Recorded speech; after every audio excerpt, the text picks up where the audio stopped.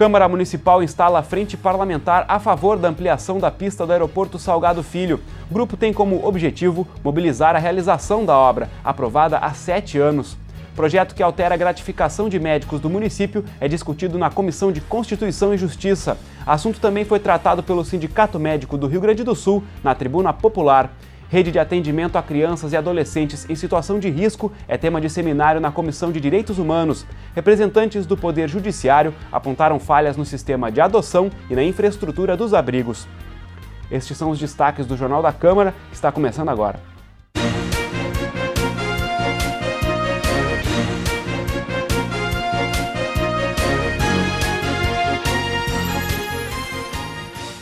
Olá, o assunto que abre o Jornal da Câmara de hoje é a instalação da Frente Parlamentar de apoio à ampliação da pista do Aeroporto Internacional Salgado Filho. A abertura oficial dos trabalhos aconteceu nesta semana. O grupo foi proposto e vai ser presidido pelo vereador Cássio Trogildo, do PTB. O ato de instalação ocorreu no plenário Otávio Rocha e foi presidido pelo presidente do Legislativo, o vereador Mauro Pinheiro. Na tribuna, o proponente da Frente Parlamentar explicou o motivo pelo qual sugeriu a criação do grupo. Segundo o vereador Cássio Trogildo, a iniciativa foi proposta em janeiro deste ano, após o ministro da Aviação Civil descartar a ampliação da pista do aeroporto Salgado Filho.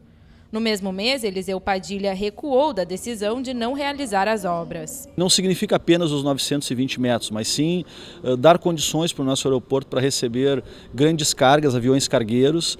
Hoje as nossas cargas vão para Viracopos, então nós saímos da rota internacional de cargas e também os grandes aviões de passageiros também não pousam no nosso aeroporto. Isso representa um significativo prejuízo do ponto de vista econômico para toda a economia dos porto-alegrenses e do estado do Rio Grande do Sul. É importante a frente parlamentar, né, do que o vereador Cássio Trogildo tem puxado já desde janeiro, para se juntar ao comitê em defesa do aeroporto Salgado Filho, da ampliação do aeroporto Salgado Filho, tendo em vista os benefícios que essa ampliação vão trazer para o município de Porto Alegre e para o estado do Rio Grande do Sul. Então a Câmara de Vereadores não poderia deixar de estar presente nesse debate, brigando pela cidade de Porto Alegre. O encontro contou com a presença de representantes do Comitê em Defesa do Aeroporto Salgado Filho.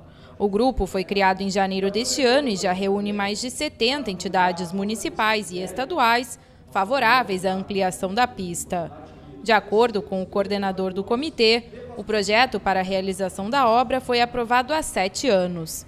Hoje, o processo está no Ministério do Planejamento, responsável por preparar os editais para a licitação ou abertura de concessão. Porque a gente não discute se tem ou não viabilidade técnica e jurídica de fazer um segundo aeroporto. Se discute cumprir um projeto que já está aprovado, aprovado e divulgado no próprio Diário Oficial, que tem que ser concluídas as obras do Salgado Filho, que são os 920 metros e mais alguma infraestrutura que o próprio projeto contempla. Durante a tarde, a Frente Parlamentar visitou as obras de reassentamento das vilas Dique e Nazaré no entorno do aeroporto Salgado Filho. 920 unidades residenciais foram entregues pela Prefeitura da capital em 2012 e mais de 2.000 estão em construção para dar continuidade ao reassentamento. Todo o compromisso que essa Prefeitura assumiu inicialmente com a Infraero e com o Ministério do Planejamento, nós cumprimos ele 100% e mais do que isso, estaremos até o final deste ano transferindo todas as famílias das áreas, inclusive para que o aeroporto seja operacional. A Comissão de Economia e Finanças do Legislativo discutiu nesta semana sobre a implantação de L-pontos em Porto Alegre. O assunto é tema de um projeto de lei que tramita na Câmara Municipal. O texto, protocolado no ano passado, é de autoria do vereador João Carlos Nedel. O encontro na Comissão de Economia e Finanças foi realizado após o projeto ser discutido em sessão plenária na última semana. Na ocasião, parlamentares solicitaram o adiamento da votação, com o objetivo de analisar melhor a proposta. Representantes do 5º Comando Aéreo Regional falaram da necessidade de pensar nos locais destinados aos L-pontos, a fim de evitar conflito entre o crescimento urbano e a segurança da aviação. 5º Comar, assim como a Aeronáutica, somos absolutamente favoráveis ao desenvolvimento do projeto. Achamos que Porto Alegre precisa realmente de um estímulo nessa área para promover o seu desenvolvimento turístico, de negócio, seja lá o que for. A aeronáutica não vê nenhum obstáculo para que o projeto prossiga e tenha sucesso. Obviamente que, como vimos na reunião agora, alguns ajustes devem ser feitos, mas cremos que o projeto tem tudo para dar certo, ser aprovado e ser um sucesso. Além de empresários do setor e de autoridades militares, participaram do encontro representantes do Executivo Municipal. Para o autor da matéria, os helicópteros são seguros e ágeis. Segundo Nedel, os veículos podem ser usados para as necessidades da população, nas funções de segurança pública, busca e salvamento e combates a incêndios. O texto deve ser apreciado pelos parlamentares no começo do mês de junho. Ele vai sofrer alguns ajustes, algumas correções técnicas que são importantes.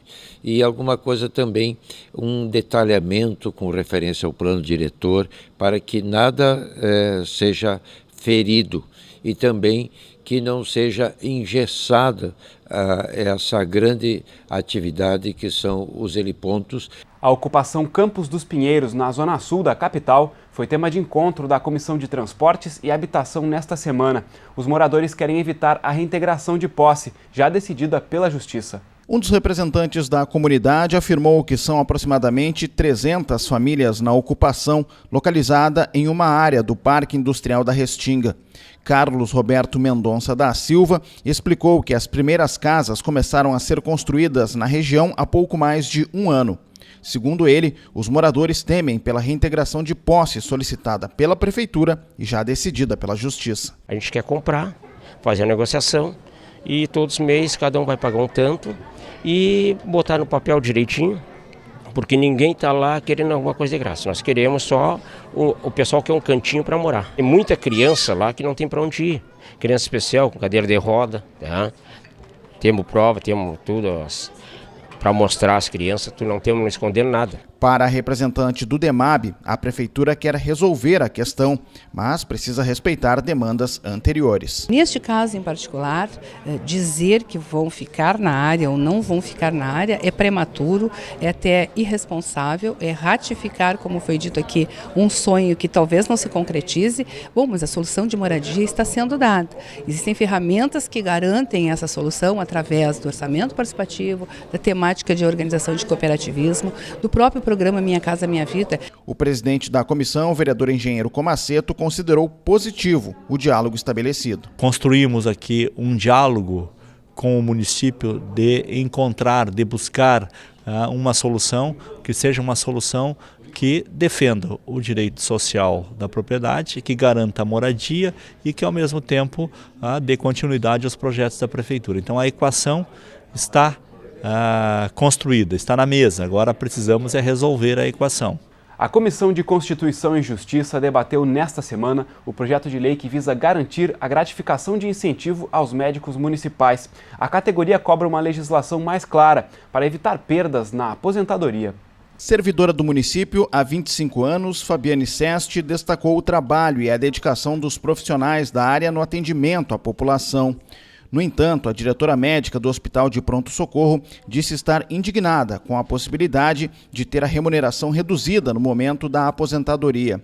Segundo ela, a lei que criou a carreira de médico no município não garante aos profissionais incorporar o pagamento de uma gratificação de incentivo. A Previmpa, que é nosso órgão que trabalha com a Previdência, tem uma interpretação da lei que isso não ficou claro. Então, desta forma, todos os médicos municipários, quando se aposentam, perderiam essa gratificação, que tem uma representatividade muito alta no total. Dessa forma, teria que ser feita, se criar um projeto, uma legislação que esclarecesse todas essas questões. E é isso que nós temos buscado. Segundo os médicos que trabalham no município, há uma lacuna na legislação que trata do tema. O projeto de lei que garantia a manutenção do benefício foi vetado em 2012 devido à proximidade com o período eleitoral. Em 2013, o Executivo enviou novamente a proposta para a Câmara de Vereadores, só que o texto foi retirado da ordem do dia pela própria Prefeitura. Sem um amparo legal, a categoria teme a perda de até 30% do salário na hora da aposentadoria. Com o objetivo de corrigir essa situação, o projeto de lei do vereador Dr. Tiago Duarte, do PDT, está tramitando no Legislativo da capital. A proposta foi analisada na Comissão de Constituição e Justiça nesta semana.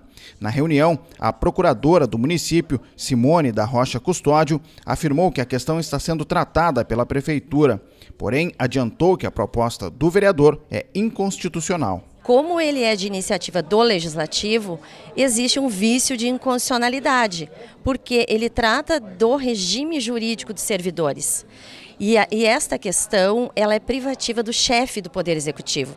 Então, é um projeto de iniciativa do Executivo. Então, em relação ao projeto, o nosso entendimento é de que há, na verdade, esse vício, então ele não pode prosperar na Câmara pelo vício de iniciativa. Existem diversos julgados no Supremo Tribunal Federal no sentido de que a sanção do prefeito municipal supera o vício de origem. Esse é o primeiro ponto. Segundo ponto, alguém tem que legislar sobre essa matéria. Se o Executivo não vai legislar, o Legislativo tem que legislar, porque se nenhum dos dois legislar, o Judiciário vai acabar legislando.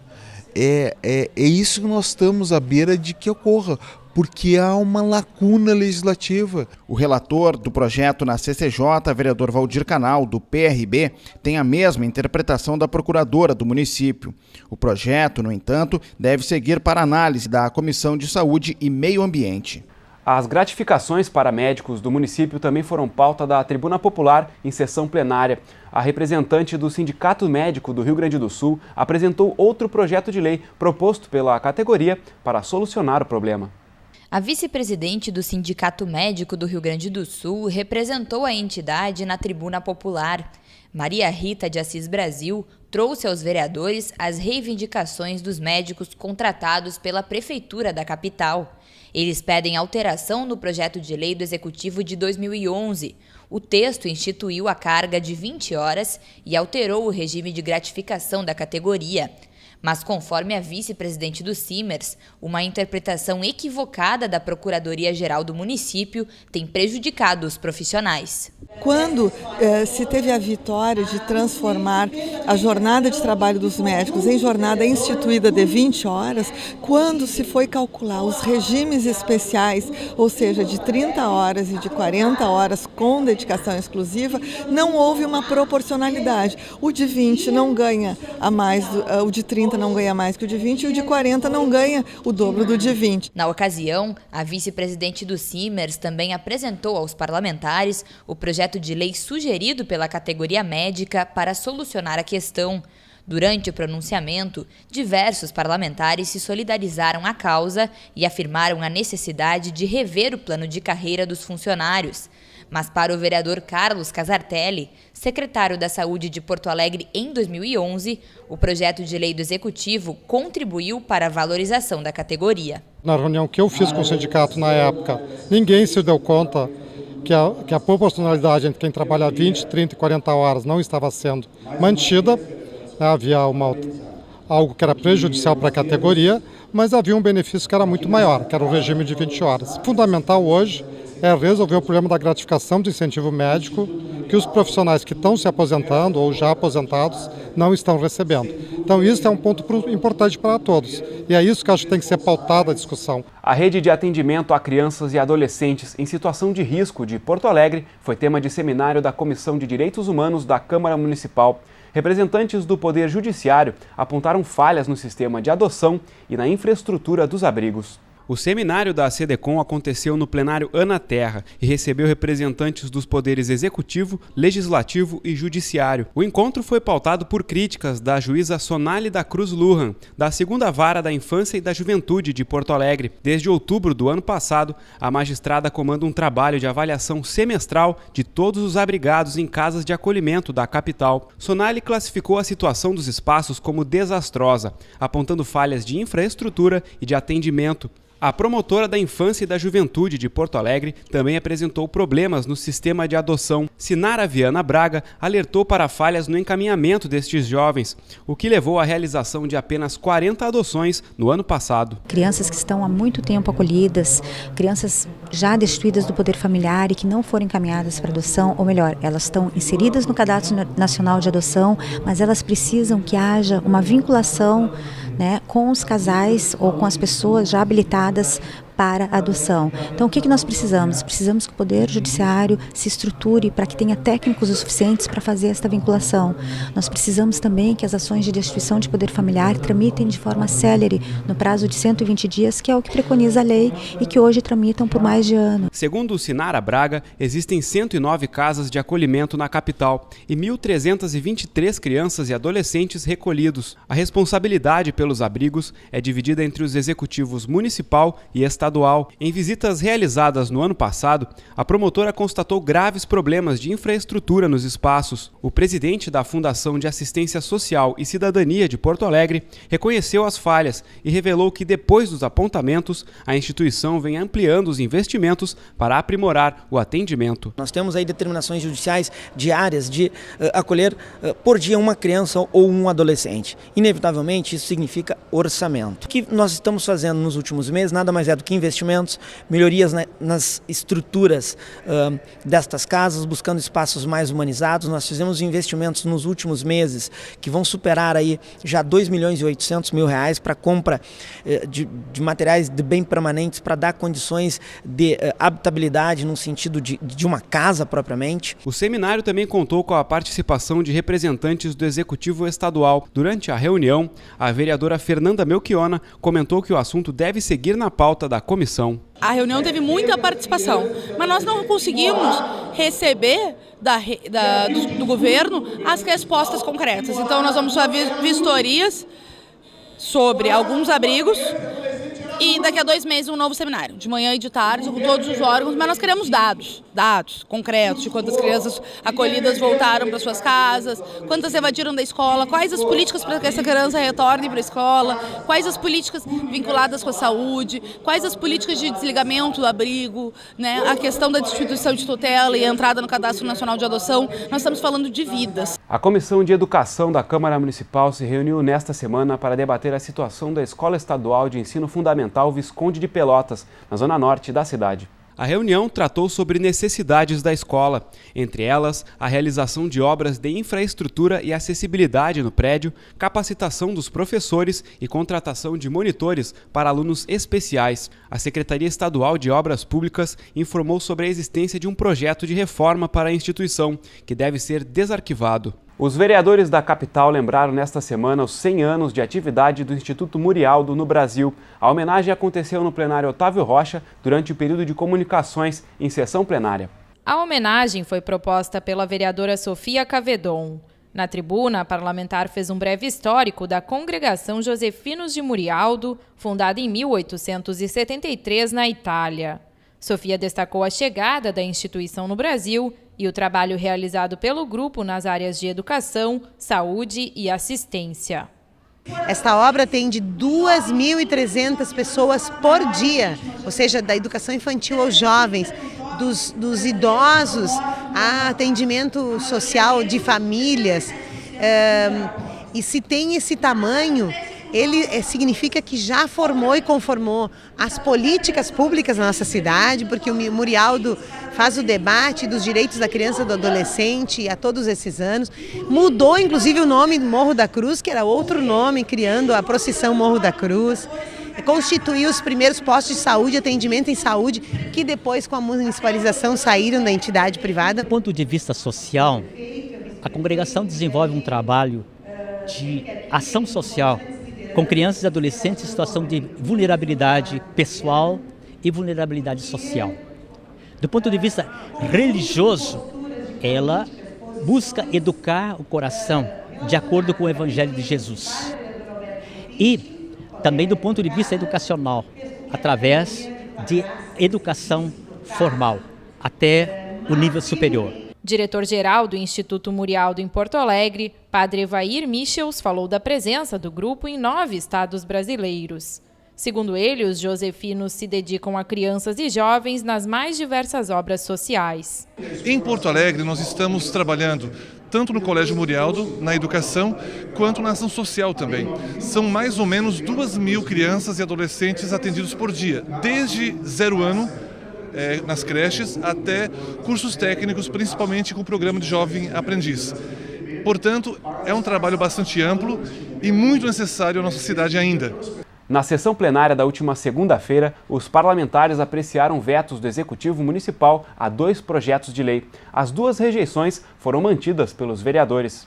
A primeira pauta apreciada na sessão plenária desta segunda-feira foi o veto total do Executivo a um projeto de lei do vereador Elisandro Sabino. A proposta obrigaria a exibição de vídeos educativos com conteúdo antidrogas em aberturas de eventos culturais com grande número de público em Porto Alegre. O texto havia sido aprovado na Câmara Municipal em fevereiro. Para o autor da proposta, os argumentos apresentados pelo Executivo para a rejeição do projeto foram equivocados. Alguns os argumentos que são equivocados. Que é competência exclusiva do prefeito. Na realidade, compete ao Legislativo apresentar este projeto sem nenhum problema, tanto que em outros municípios do Brasil existem projetos, ou melhor, lei neste sentido, que estão em vigor e foram iniciativa das câmaras municipais. Então, não há nenhum óbice no que diz respeito à iniciativa do Legislativo. Na sessão plenária desta segunda-feira, 15 vereadores se manifestaram favoráveis ao veto. 8 foram contrários e 6 se abstiveram na votação. O caso desse projeto tem um mérito muito grande do vereador Eliseu Sabino, que é uma campanha através de vídeos contra as drogas. Só que o projeto ficou muito amplo, né? E ele tem custos, e o vereador não pode gerar custos, né, para o município, só o prefeito que pode. Eu acho que nós temos que fazer isso mesmo, aproveitar os eventos, aproveitar as atividades que já mobilizam a juventude e trabalhar com vídeos educativos, com intervenções educativas. A prefeitura perdeu uma oportunidade dela mesma implementar, incrementar uma nova medida na nossa cidade que poderia ser exemplar para o país. Quer dizer, todo evento dá uma chamadinha, né, para a gente formar jovens mais saudáveis. Na mesma sessão plenária, os parlamentares também mantiveram o veto do Executivo ao projeto de lei de autoria do vereador Paulo Brum. A proposta criava o censo e o cadastro inclusão no município de Porto Alegre. O objetivo era identificar as condições socioeconômicas das pessoas com deficiência na cidade. A rejeição do Poder Executivo foi mantida com 13 votos favoráveis, 7 contrários e 7 abstenções. Outros projetos relacionados à acessibilidade, de autoria do mesmo vereador, já haviam sido rejeitados pelo prefeito neste ano. Os vereadores da capital aprovaram em primeiro turno o projeto de lei que institui o Prometa. A iniciativa obriga o prefeito da capital a apresentar 90 dias após assumir o cargo um programa de prioridades e objetivos para o governo. O projeto de lei que inclui o programa de metas no rol de competências privativas do prefeito foi aprovado na sessão plenária desta segunda-feira. O texto foi proposto na legislatura passada, quando o atual vice-prefeito Sebastião Melo, um dos autores do projeto, ainda era vereador. Com a troca da legislatura, o processo foi arquivado e voltou a tramitar por solicitação da vereadora Jussara Coni.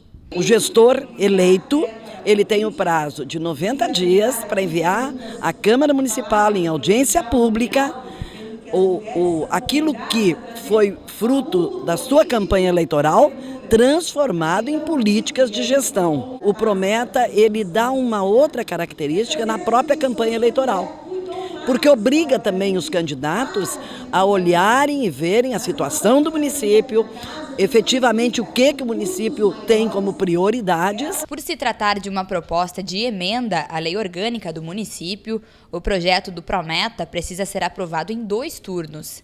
Na primeira apreciação, 2 emendas, de autoria dos vereadores Ayrton Ferronato e Alberto Copitch, foram rejeitadas. Na apreciação do projeto, 27 vereadores se manifestaram favoráveis ao texto. A segunda votação deve ocorrer a partir da próxima segunda-feira.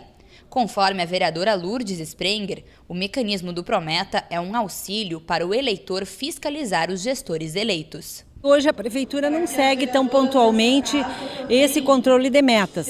Então esse Prometas vem novamente trazer a responsabilidade, principalmente nos casos de eleições e promessas de campanha que às vezes intencionalmente tu não conseguirá cumprir, mas tu elude o eleitor. Então é muito bom, tudo que inova, tudo que responsabiliza o poder público é bom para a população. O único parlamentar a se manifestar contrário à proposta foi o vereador Reginaldo Pujol. Ele se absteve da votação do Prometa, por acreditar que, na prática, a iniciativa não vai alterar o comprometimento dos gestores. O que foi dito durante todo o debate é de que os discursos pré-eleitorais traduziam promessas que depois eram descumpridas. Então, isso não é nada mais do que dar mais uma competência privativa para o prefeito, que 90 dias depois de eleito dirá aquilo que ele entender que deve dizer e não aquilo que eventualmente ele disse durante a campanha eleitoral. Os parlamentares da capital também aprovaram o projeto de lei que cria a Procuradoria Especial da Mulher no regimento da Câmara Municipal. O projeto de lei de autoria da vereadora Sofia Cavedon cria a Procuradoria Especial da Mulher no Legislativo. Conforme a parlamentar, a iniciativa já foi adotada em âmbito estadual e federal com o objetivo de fiscalizar e promover os direitos das mulheres nos órgãos públicos. Institui uma função que será exercida nesta casa apenas por vereadoras mulheres. E esta função de procuradora da mulher, cada ano, se ela é eleita uma vereadora para desempenhar essa função, tem um sentido de ouvidoria por um lado e de outro lado de fiscalização. Fiscalização das políticas públicas, das leis, da legislação que existe, que tem que ser cumprida em relação à igualdade de gênero, proteção da mulher, saúde. Nesta segunda-feira, todos os 24 vereadores presentes na sessão plenária se manifestaram favoráveis à proposta.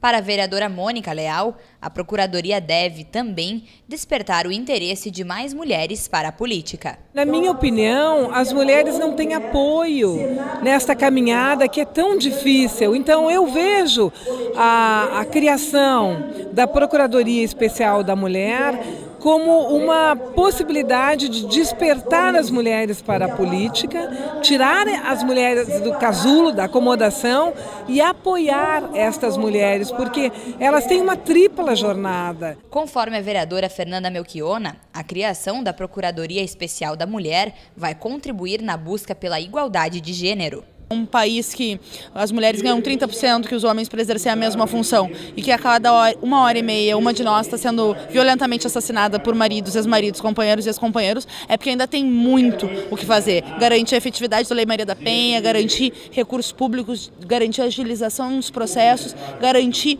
políticas públicas preventivas, e de combate à violência contra a mulher são um desafio. Ainda foi aprovado por unanimidade o projeto de lei que estende o prazo para o pagamento do IPTU e da taxa de coleta de lixo com desconto. A proposta é de autoria do vereador Bernardino Vendrúsculo. De acordo com a lei vigente, o benefício é válido somente para quem executar o pagamento dos tributos até o primeiro dia útil do mês de janeiro. Com a aprovação do texto e de uma emenda proposta pelo próprio parlamentar, há desconto de até 20% para quem efetuar o pagamento dos tributos até o segundo dia útil do mês.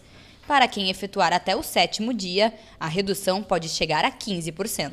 O objetivo foi dar mais prazo para as pessoas, porque no final do ano os bancos, o primeiro dia útil, os bancos, as lotéricas estão entulhadas de gente, E proporcionar também igualdade de condições às pessoas que não recebem o seu salário dentro do mês, que é a grande maioria.